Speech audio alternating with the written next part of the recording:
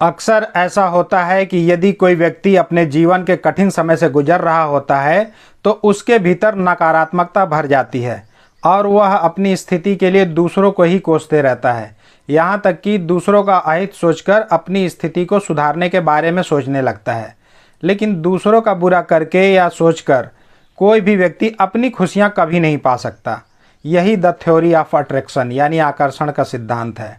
आप जिसे भी आकर्षित करोगे आपके जीवन में भी वही होगा। बुरा सोचोगे बुरा होगा, अच्छा सोचोगे तो निश्चित रूप से आपके साथ भी अच्छा ही होगा।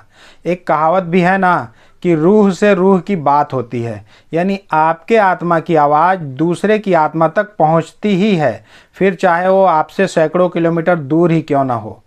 आपने भी कभी न कभी ये ज़रूर अनुभव किया होगा, अगर नहीं किया तो अब कीजिएगा कि आपके जो भी दोस्त यार रिश्तेदार जिसके बारे में आप अच्छा सोचते हैं वो भी आपके लिए अच्छा ही सोचता है, अच्छा करने के लिए सोचता है। और जिनको पीठ पीछे आप गाली देते हैं, जिनका अहित सोचते हैं, उनकी तरफ से भी अकारण ही आपका रिश्ता कटु हो जाता है, जबकि आपकी भावनाएं प्रत्यक्ष रूप से उनको किसी ने बताई नहीं होती है।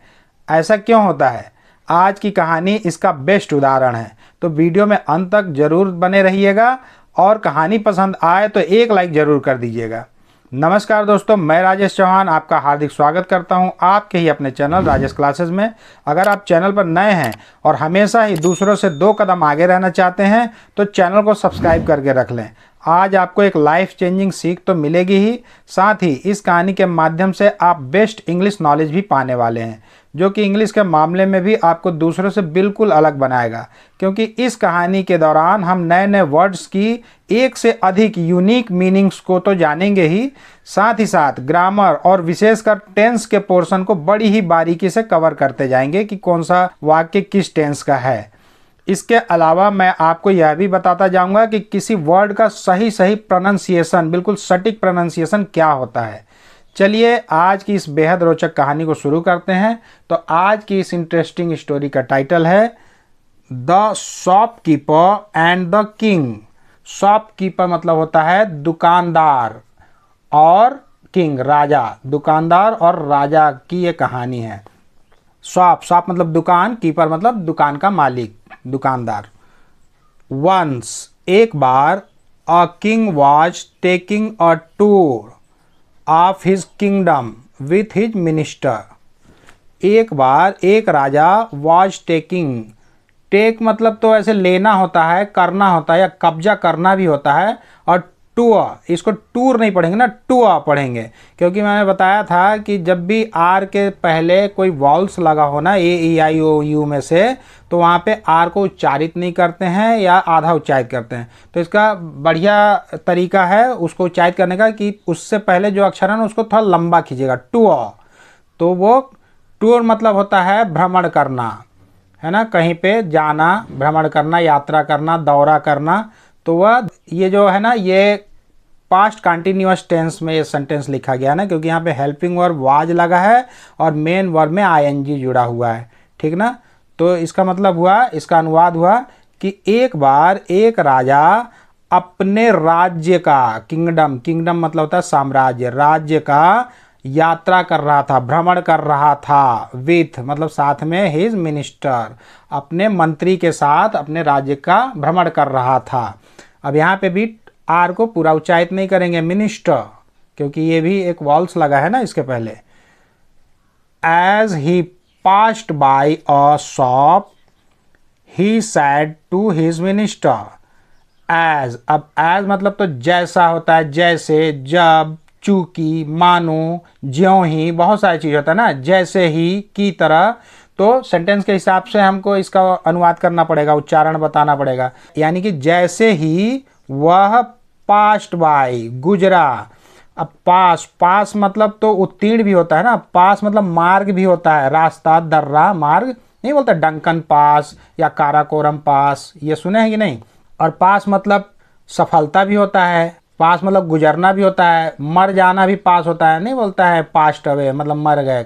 फिर एक पार पत्र होता है ना, कहीं से अगर आप गुजरते हैं उसको पास दिखाना रहता है ना, तो निकास पत्र मतलब वो उसको दिखाएंगे तो आपको वो एंट्री देगा अंदर जाने का या कहीं से निकलने का, तो उसको पार पत्र बोलते हैं, तो वो भी होता है।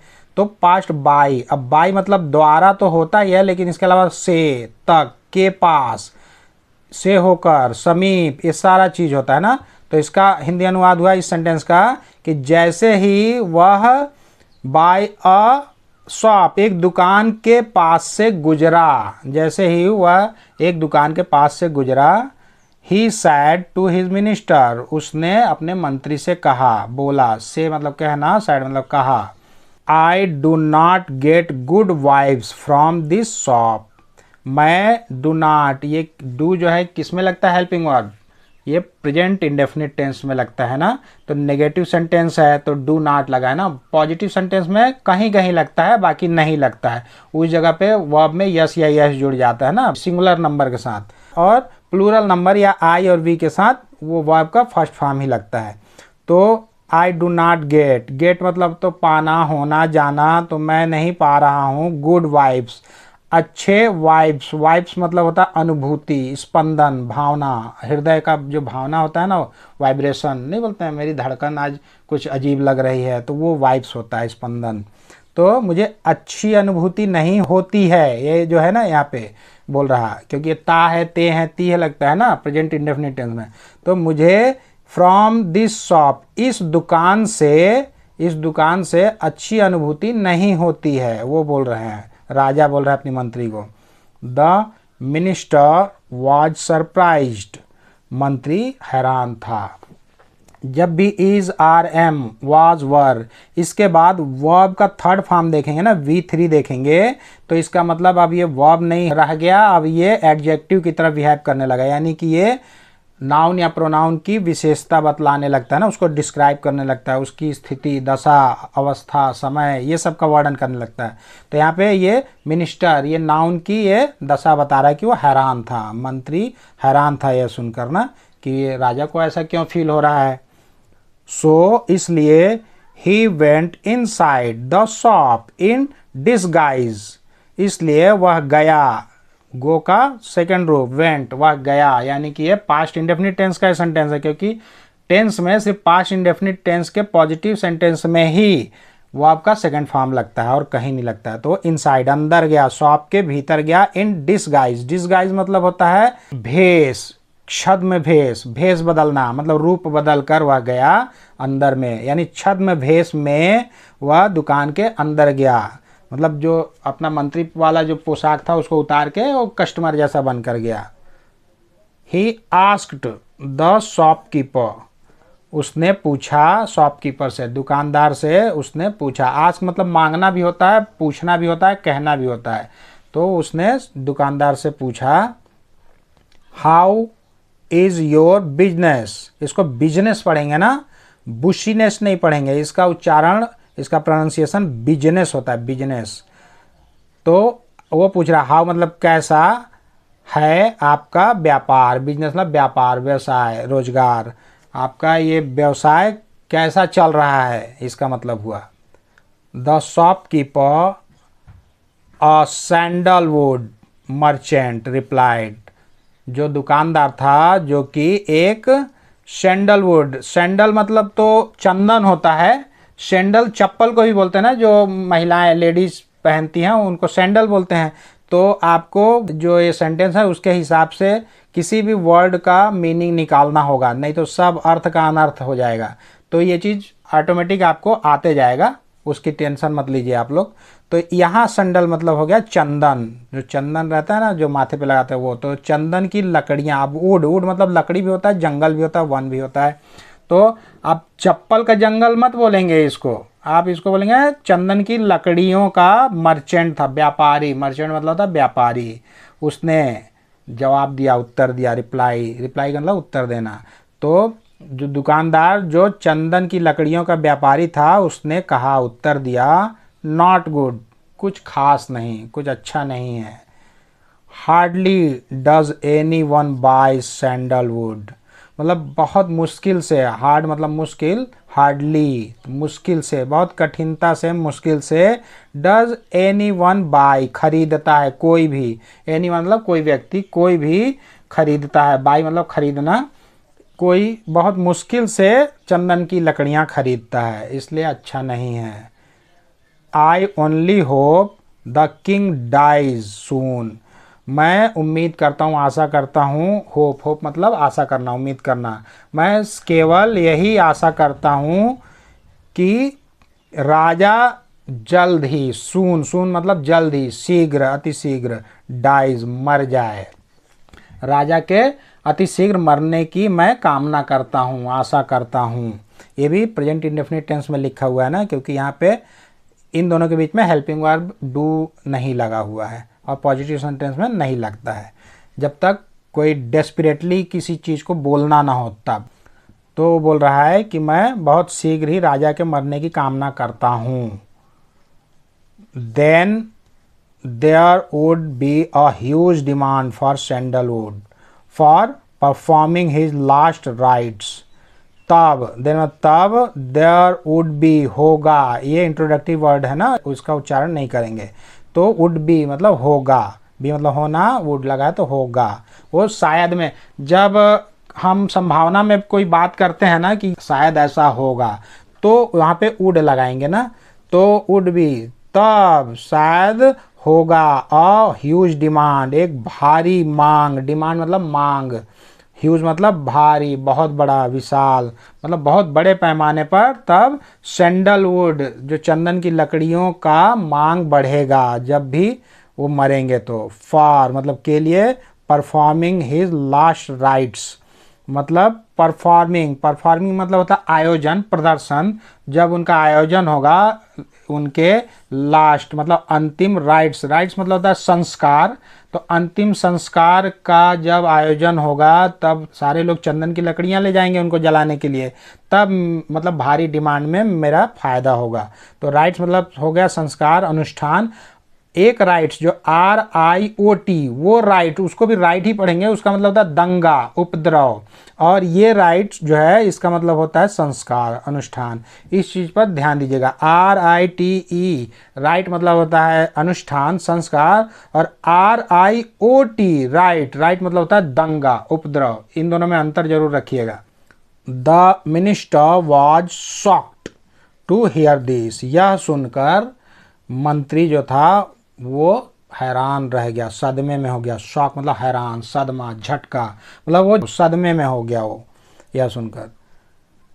ही realized that the shopkeeper was full of negativity, वह अनुभव किया, महसूस किया, रियलाइज्ड मतलब महसूस किया, डी को टी उच्चारित कर रहे हैं, हर जगह डी को टी उच्चारित कर रहे हैं, जहाँ जहाँ पे अंतिम अक्षर का जो ध्वनि है वो फ, स, च, प, क में से कोई एक अक्षर से हो रहा है, जैसे यहाँ पे क से हो रहा था शॉक्ड, यहाँ रियलाइज्ड, ठीक ना, और भी कहीं पे था, तो हर जगह डी को टी ही उच्चारित कर रहे हैं जब भी पास्ट टेंस में जो बन रहा है, ठीक। तो उसने अनुभव किया, एहसास किया कि, दैट मतलब कि, द शॉपकीपर वह दुकानदार, वॉज फुल ऑफ नेगेटिविटी नकारात्मकता से भरा हुआ था, है ना, नेगेटिविटी मतलब नकारात्मकता, तो फुल मतलब भरा हुआ, उसने अनुभव किया कि यह दुकानदार के अंदर तो नकारात्मकता भरी है, ये हमेशा उल्टा ही सोच रहा है, दूसरे के अहित की कामना कर रहा है।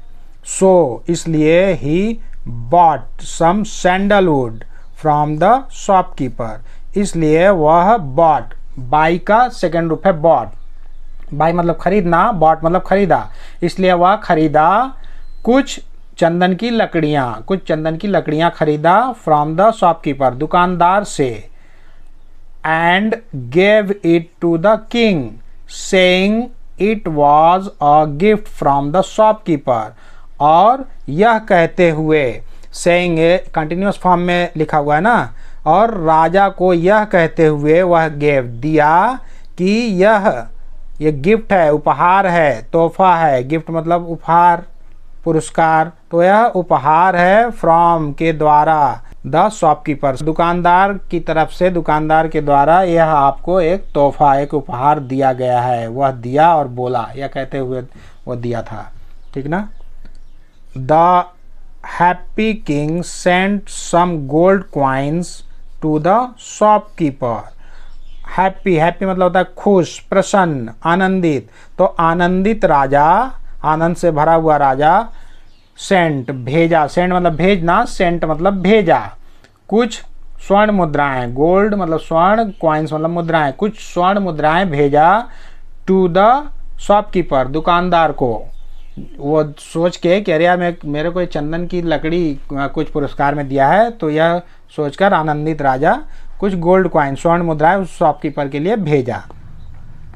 The shopkeeper was ecstatics, the shopkeeper was ecstatic. Ecstatic मतलब होता है उन्मादपूर्ण, अति आनंदित, चित्ताकर्षक मतलब चित्त को आकर्षित कर देने वाला, मतलब खुशी। तो अति आनंदित हो गया, दुकानदार जो है वह अति आनंदित था, बिल्कुल बहुत खुश था। द नेक्स्ट टाइम, अगली बार, नेक्स्ट टाइम मतलब अगली बार, अगले समय। The king came near the shop, जब राजा, केम आया, कम का सेकंड रूप, केम आया, पास में, नियर मतलब पास में, द शॉप उस दुकान के जब पास आया, he felt positive vibrations for the shopkeeper and was happy. वह महसूस किया, फील मतलब महसूस करना, फेल्ट मतलब महसूस किया।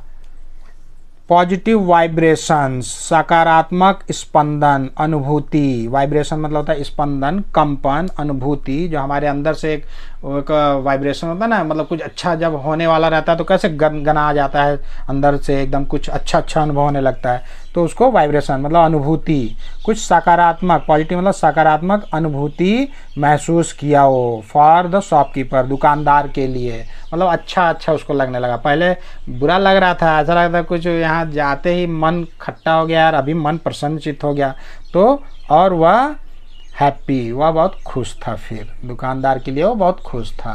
तो इस कहानी की नैतिक शिक्षा क्या है? Moral of the story, one good deserve another, मतलब एक अच्छा व्यक्ति डिजर्व हकदार होता है, अनदर दूसरे अच्छे के लिए, मतलब अच्छे के साथ अच्छा ही होता है, उसके साथ बुरा नहीं हो सकता है ना। तो अच्छा व्यक्ति अच्छे का ही हकदार होता है। ये आप आज के वीडियो में जानें कि आपको हमेशा दूसरों के लिए भी अच्छा सोचना है, यदि आप अपने लिए अच्छा देखना चाहते हैं, महसूस करना चाहते हैं, क्योंकि ये वर्क करता है। ये जो द थ्योरी ऑफ अट्रैक्शन मैं बार बार बोलता हूँ ना, आप जो चीज़ आकर्षित करोगे अपने जीवन में वही आएगा, ये तय बात है। तो इस कहानी से आप सीख लो कि पीठ पीछे भी आपको किसी की बुराई नहीं करनी है, हमेशा उसके लिए अनजाने में ही अच्छा सोचो। देखिए आप 4 दिन के अंदर अंदर आपके साथ भी अच्छा ना हुआ तो फिर बोलिएगा। तो इस वीडियो में आज के लिए बस इतना ही। यदि आज का लेसन आपके जीवन में जरा सा भी वैल्यू ऐड किया होगा तो कृपया वीडियो को लाइक करें, चैनल को सब्सक्राइब करें और बेल आइकन को प्रेस करके ऑल पर जरूर सेट कर लें, ताकि मैं जब भी इस तरह के कोई वीडियो अपलोड करूं तो उसका नोटिफिकेशन सबसे पहले आपको मिल सके। तो बहुत जल्द मिलते हैं एक और मज़ेदार और ज्ञानवर्धक वीडियो के साथ। तब तक के लिए आप लोग अपना ध्यान रखें, खुश रहें, मस्त रहें, स्वस्थ रहें। नमस्कार।